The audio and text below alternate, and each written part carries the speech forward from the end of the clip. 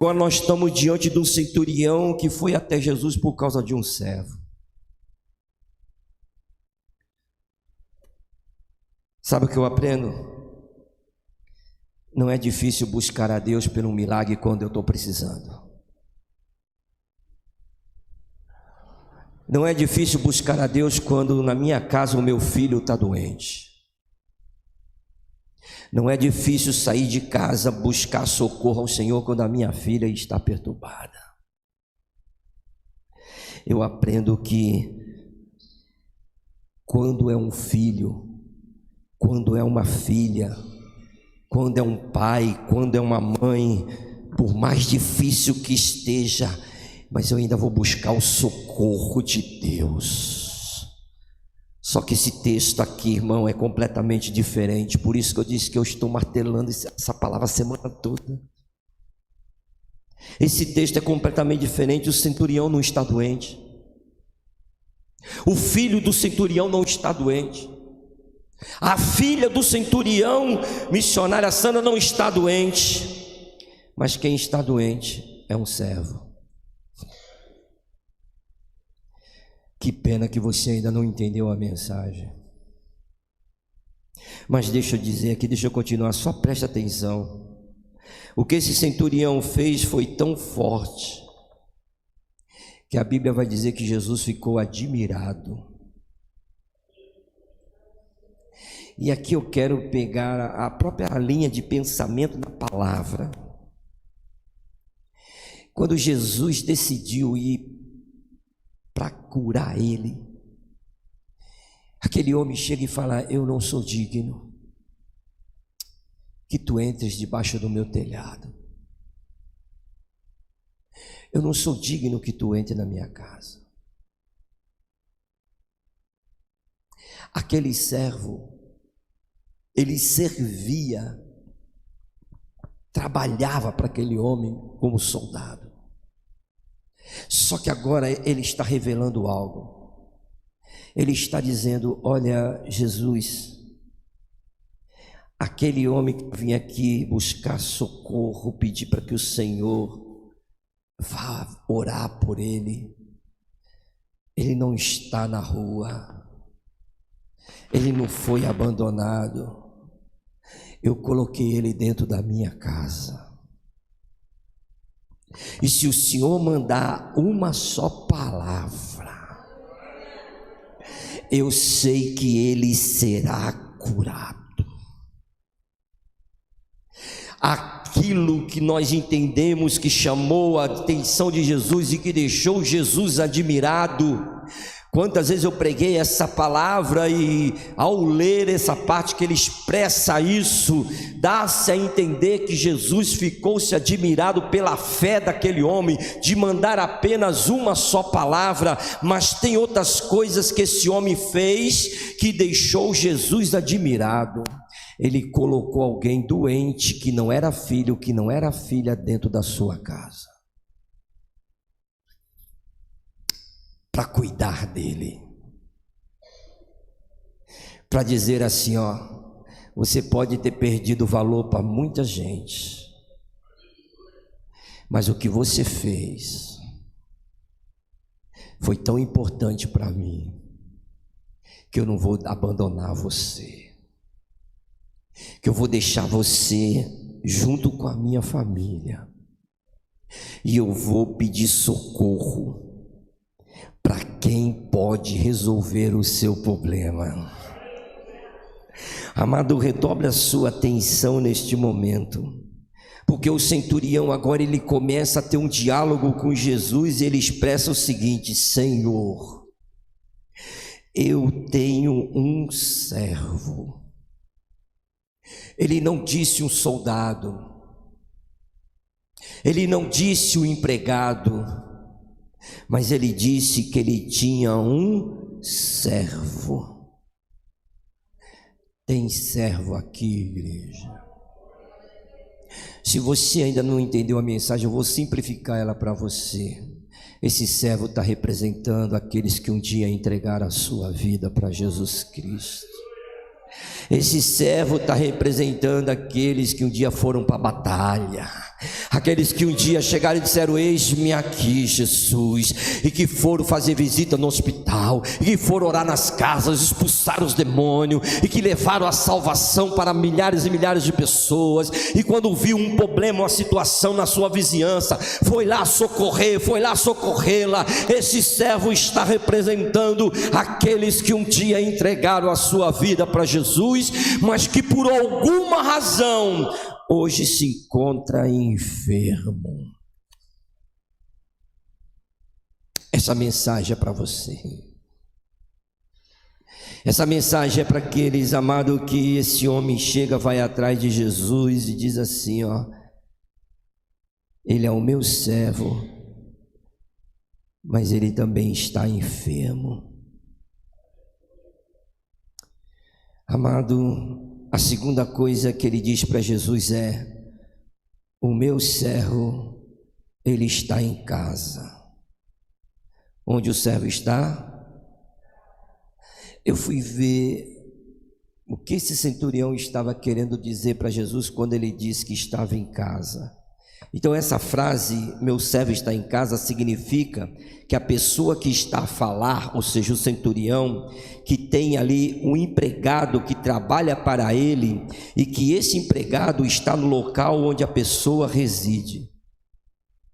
Quando esse centurião respondeu para Jesus: o meu servo, ele está em casa, ele estava dizendo assim: Jesus, ele não está em um outro lugar, a não ser eu levei ele para minha própria casa. É uma expressão comum para indicar que o empregado está em casa e não está ocupado com outras tarefas. Se for trazer isso para os nossos dias atuais, e é aqui que eu quero começar a pregar, se nós formos trazer isso para os nossos dias atuais, quando ele usa a expressão que o meu servo está em casa, seria: o meu servo está na igreja. Porque esse servo sou eu, esse servo é você que está aqui nessa noite, esse servo é você que está me ouvindo, me escutando através das redes sociais. A casa, então, onde é que é a igreja? A casa é a casa do Pai.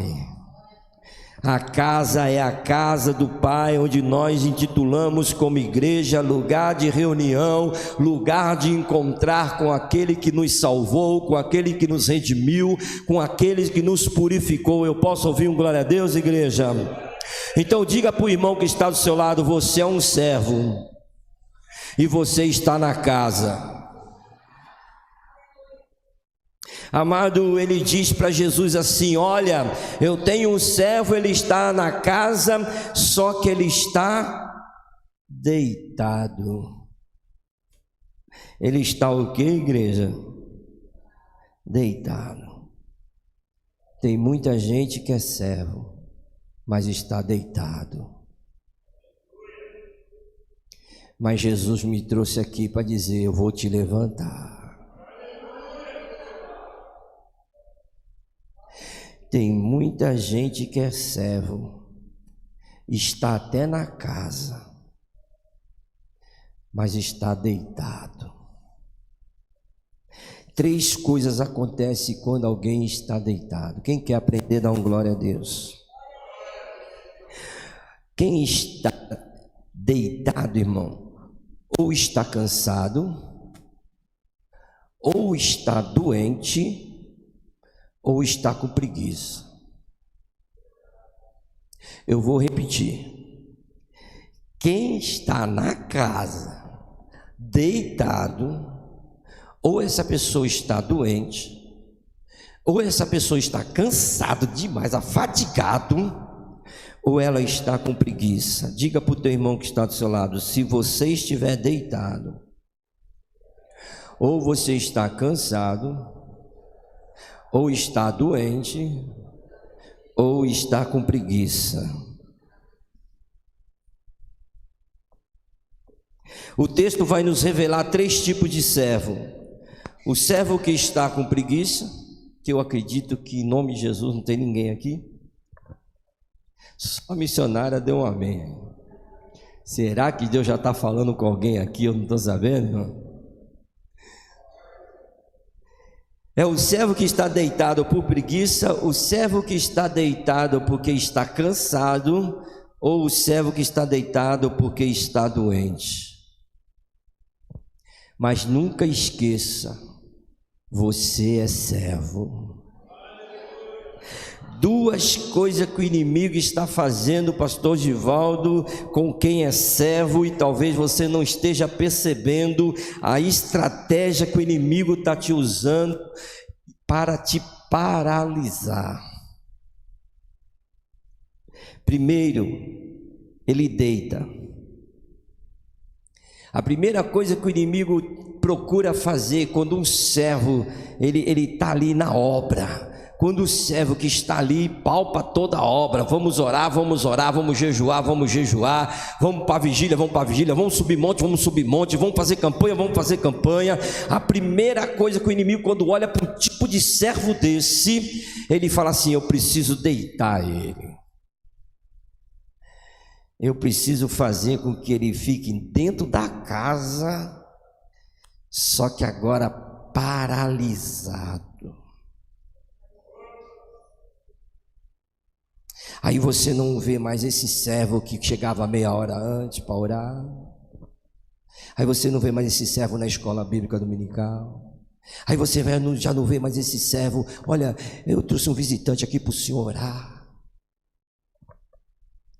Irmão, nós estamos falando de um ataque maligno e você talvez esteja com os teus olhos fechados.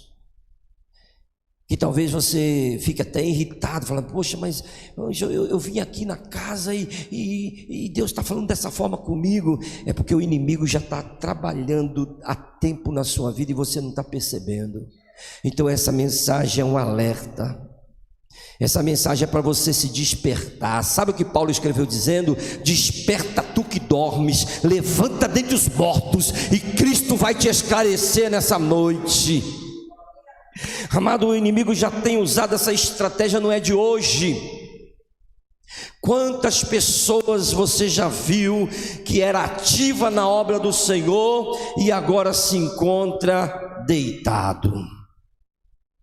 Quantas pessoas, amado, não tinha frio, não tinha chuva, não tinha alagamento, não tinha nada, era servo, e quando era para se apresentar na casa do Pai: eis-me aqui, Senhor, estou aqui. Mas o inimigo com as suas astúcias, mas o inimigo com as suas estratégias e artimanhas: eu preciso paralisar esse povo, eu preciso paralisar esse servo. E ele foi com as suas estratégias, e quem sabe ele já deitou você, trazendo um cansaço espiritual. Que para você se levantar, para poder orar, para poder ouvir uma mensagem, para poder fazer uma visita, para poder evangelizar, para poder vir para um culto, quem sabe a estratégia do inimigo já está funcionando na tua vida. Aí você fala: nossa, mas como eu estou cansado, parece que tem um peso tão grande em cima de mim. Isso se chama opressão maligna. Mas foi para isso que Jesus Cristo veio ao mundo, para desfazer toda a obra de Satanás. E eu profetizo em nome do Senhor Jesus que aquele que está deitado vai se levantar. Aquele que o inimigo colocou um cansaço na tua vida, na tua mente, no teu corpo, vai bater em retirada em nome do Senhor Jesus. Eu posso ouvir um glória a Deus nessa noite, amado? Então ele falou para Jesus: o meu servo está em casa deitado. Mas tem um agravante, Jesus: ele está paralítico. Então a gente, dentro dessa linha de pensamento, de maneiras como o inimigo ele tem acometido os servos do Senhor, ele tem paralisado os servos do Senhor, nós podemos ver que tudo começa, amado, às vezes com um cansaço, com uma fadiga, com pensamentos tipo: ah, Jesus, tu sabe, eu trabalhei tanto essa semana, Aí Jesus está falando: então você quer ficar desempregado? Então você quer que eu feche a porta para você não ter mais esse cansaço? As estratégias do inimigo não mudam. Eu estou com um problema tão grande em casa. Mas eu tenho uma responsabilidade disso, uma responsabilidade daquilo. Tudo começa com uma sutileza, com algo que parece até que são argumentos que Jesus vai entender. Mas Jesus, tu entende, Jesus. Tu sabe, Jesus, por que eu não fui orar. Tu sabe, Jesus, por que eu não fui evangelizar. Tu sabe, né, Jesus? Aí Jesus está olhando lá do céu dizendo: eu sei. O inimigo já está agindo e você não está percebendo. Os teus olhos já estão fechados e você não percebeu. Amado, eu tive uma experiência essa semana, eu vou compartilhar hoje, de orações, eu vou usar essa expressão, orações que nós fazemos que Jesus não vai ouvir. Eu tive essa experiência, vou falar de mim, eu tive essa experiência. Segunda-feira nós fomos na casa do Freitas, no culto lá da casa do Freitas.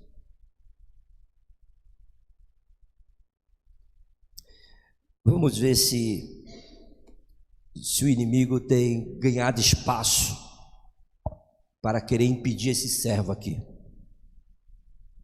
Cheguei de São Paulo, semana, essa viagem é um desgaste, só sabe quem faz, né?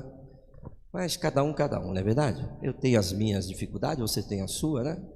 Eu sei o que me oprime, eu sei o que eu passo, eu sei os meus desgastes, você também sabe o seu. Bom, mas aí eu tenho em casa uma mulher que eu tenho para mim que é sábia. E aí ela chegou e falou assim: mas tem um culto lá na casa do Freitas. E o meu corpo querendo descansar. E o meu corpo querendo, não. Tipo assim, Jesus, tu sabe, né? Tu sabe, eu estou trabalhando.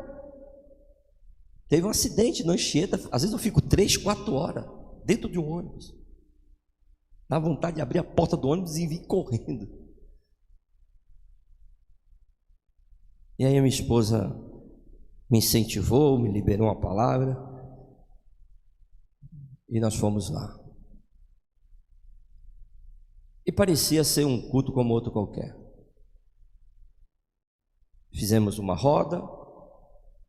Sentamos, pegamos a Bíblia, uma senhorinha lá, tem uma voz bonita ela, né, Freitas? Tem uma voz bonita ela. Deve ter uns 70 anos, tem uma voz bonita. E começou a louvar e aquilo já foi aliviando a minha alma, né? Eu estava carregado. Aquilo foi aliviando a minha alma, porque o louvor liberta, o louvor atrai a presença. E quando eu falo louvor, irmão, é aquilo que Jesus falou, ele quer adoradores que o adorem em espírito e em verdade. Então não tinha violão, não tinha bateria, não tinha nada, mas tinha uma voz com o coração aquebrantado.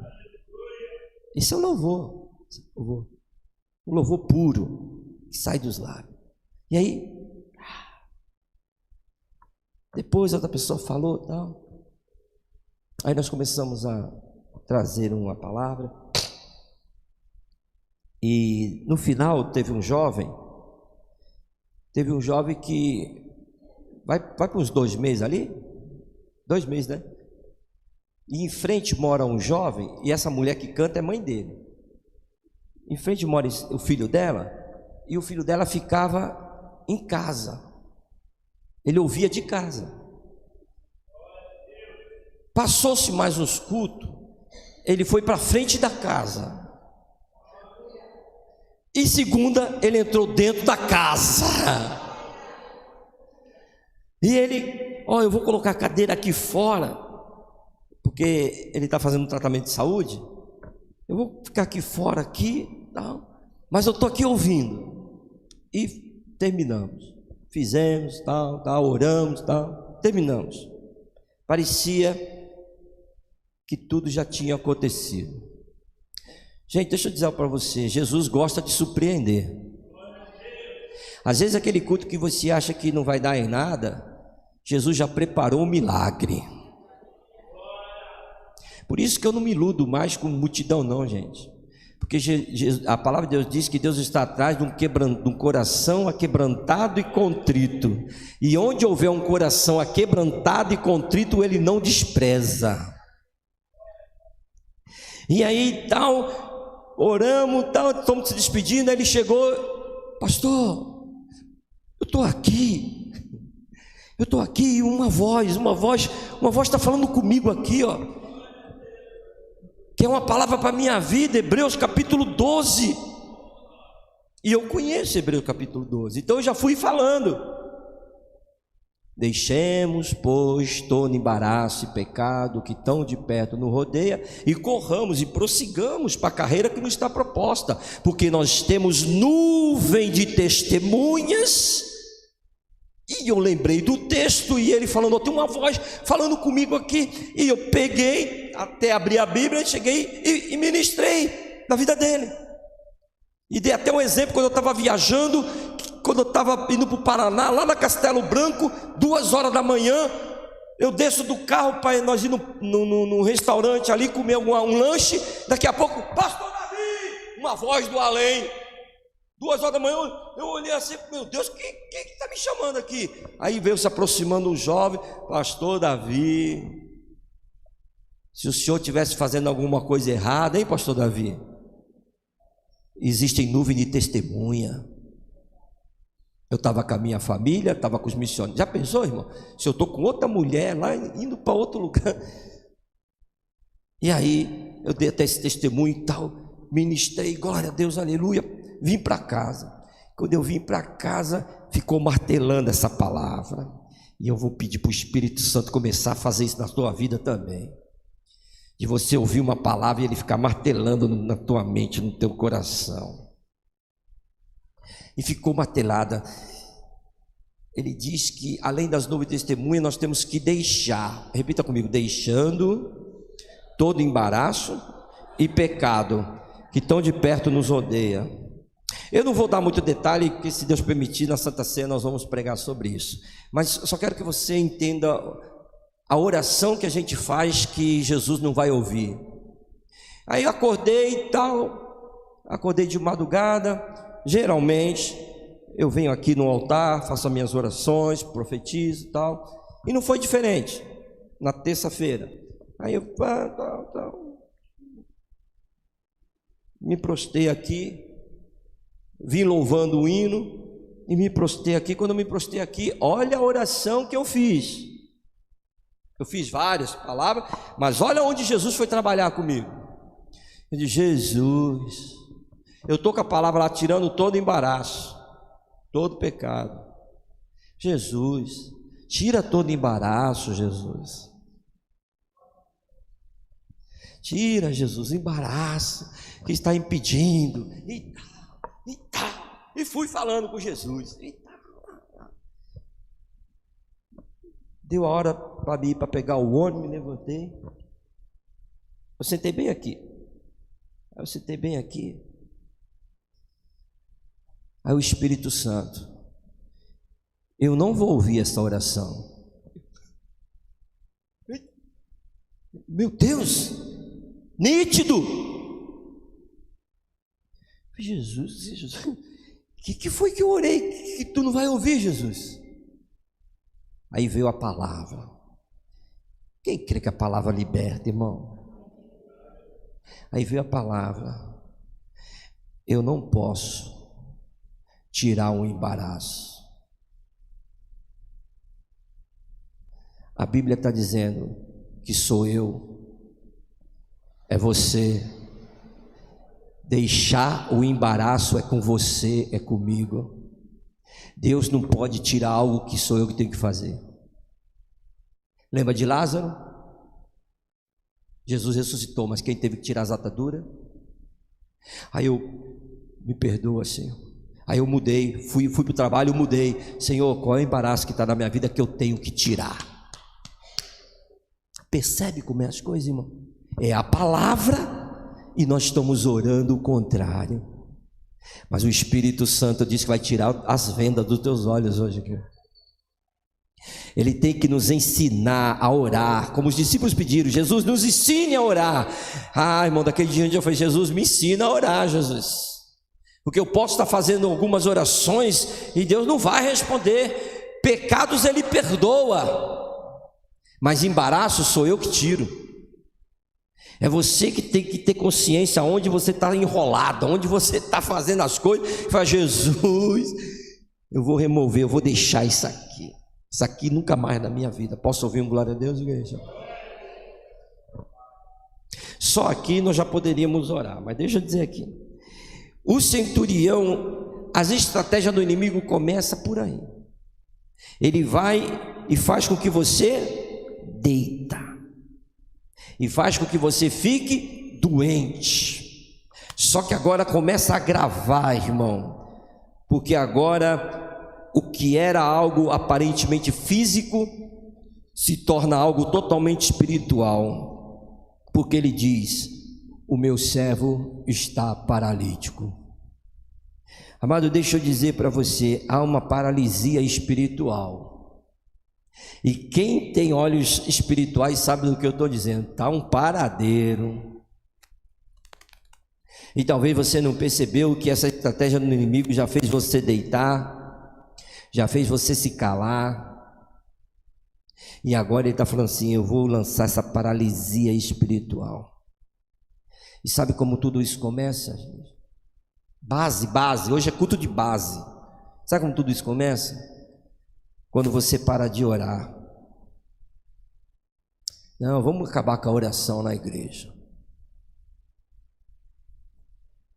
Aí começa: mas não posso orar em casa? Pode. Aí começa a orar em casa, daqui a pouco nem em casa mais está orando. Aí ele começa a usar as estratégias, porque a oração é que move o coração de Deus. E aí quem não está antenado, irmão, acaba às vezes se tornando até instrumento. É mesmo, né? Vamos parar com isso aqui, vamos fazer diferente. Aí para de orar, aí para de meditar na palavra. Aí o que antes você tirava aí algum tempo para buscar a Deus, para meditar na palavra de Deus, agora você fala: não, sexta-feira tem culto, eu vou me alimentar da palavra. E ele já está te paralisando e você não está percebendo. Aí depois ele fala: não, agora não vou para a igreja não, porque essa semana foi muito difícil para mim. Aí você para de congregar. Não vou chamar não, já chamei uma vez, 2 vezes, não quis vir, problema dele, eu fiz minha parte, né Senhor? Eu fiz minha parte, eu chamei, não veio. Aí você para de evangelizar. Esta doença espiritual vai te levar, sabe o quê? A um cansaço espiritual ou uma preguiça espiritual. Aí você já começa a colocar obstáculo para tudo que você for fazer em relação à obra de Deus. Aí não consegue mais orar, não consegue vir mais para o culto, não consegue jejuar, não consegue mais evangelizar. Aí vem a lista, irmão. Aí vem a lista. Você sabe que Deus está falando contigo. E sabe qual é o avanço de estar deitado, irmão? O próximo passo dessa enfermidade é a paralisia. Leia o texto, Mateus capítulo 8, eu mastiguei essa palavra. É só, está lá a escala, não estou inventando a roda, não precisa inventar a roda, irmão. O evangelho é simples, é puro. Está lá, meu servo está em casa, está deitado, está doente, está paralítico e está atormentado. Está lá, é a sequência de como o inimigo ele faz para paralisar alguém que estava com vontade de ver a obra de Deus crescer. E hoje, como que você se encontra? Este avanço aqui, irmão, é o próximo passo, que é a paralisia. E o que acontece com uma pessoa que é servo, está em casa, mas está paralítica. Tem voz, mas não fala. Tem boca, mas não abre. Parece o Salmo 115. Quantas vezes o Espírito Santo liberou uma palavra desse altar, queimou de você não consegue nem mais abrir a boca para dar glória a Deus, porque já está paralítico. Tem mão, mas não trabalha mais. Às vezes pode ver uma cadeira fora do lugar. Antigamente estava na igreja, se tivesse alguma coisa, não precisava ninguém mandar. Às vezes tem alguma coisa na garagem, não precisava ninguém mandar. Mas agora, esse servo, ele se encontra paralítico. Ele tem mão, mas ele não faz. Jesus está falando com alguém aqui nessa noite. Ele tem ouvido, mas não ouve. Você é pregador, não prega mais. Você é profeta, não profetiza mais. Você adorava, não adora mais. O que é isso, igreja? Paralisia. E quantos servos estão na casa do Pai e agora se encontra paralítico? Mas Jesus manda eu profetizar algo, e eu vou profetizar debaixo dessa palavra, que aquele que está deitado vai se levantar, que aquele que está paralítico vai voltar a profetizar, a pular, a andar, a evangelizar. Eu estou profetizando a palavra, e se você, essa pessoa, já começa a abrir sua boca e dizer: essa paralisia não vai mais me calar, porque Jesus está falando comigo, eu vou dar glória a Deus e aleluia, eu vou me levantar em nome do Senhor Jesus, e eu profetizo que o cansado renovarão as suas forças, hoje aqui neste lugar. Ele dá força ao cansado, ele multiplica as forças daquele que não tem nenhum vigor. Anabassuriande canta nébia. Quem acredita nisso? Quem acredita nisso? Quem acredita nisso? Pega na mão de quem está do seu lado nessa noite. Pegue na mão de quem desse irmão que está do seu lado nesta noite e diga para ele: Deus quer te levantar nessa noite. Deus vai te levantar nessa noite. Vê se ele já está se expressando, dando glória a Deus e aleluia. Desperta o dom que há em ti, igreja. Desperta, tu que dormes. O dom que foi imposto com imposições de mão não foi para você ficar deitado numa cama, não foi para você ficar sentado numa cadeira, mas foi para você ser um servo.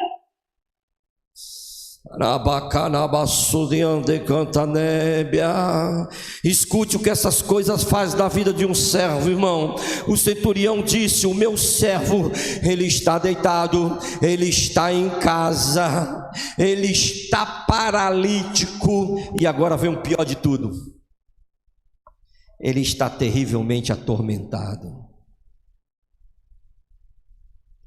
Irmão, não se assuste que eu vou dizer, mas tem muita gente dentro da casa de Deus e está atormentada. E a tormenta, irmão, que o diabo, porque é o diabo que faz isso. Eu tenho visto literalmente. No ano passado, então, como eu vi isso aqui, literalmente, pessoas atormentadas, e o pior, quer te deixar atormentado. Um atormentado quer deixar um povo atormentado. Sabe como é que o diabo faz isso? É só ele criar uma situação de perturbar a tua vida. Ele cria situações. Ele às vezes ele vai encontrar o que nós chamamos de brechas. Ele fala: peraí, mas ele não está perdendo um culto, ele está aí trabalhando, ele está aí, deixa eu atormentar ele um pouquinho. Aí se ele não consegue, é séria essa revelação, preste atenção, irmão. Se ele não consegue trazer uma tormenta na tua vida com questões ministerial, ele fala assim: deixa eu ver como é que está a casa. Aí ele manda os seus enviados, demônios, e você sabe do que eu estou falando. Aí ele manda os demônios lá na tua casa lá. Aí se encontra a brecha, aí já começa a colocar marido contra mulher. Irmão, quando um casal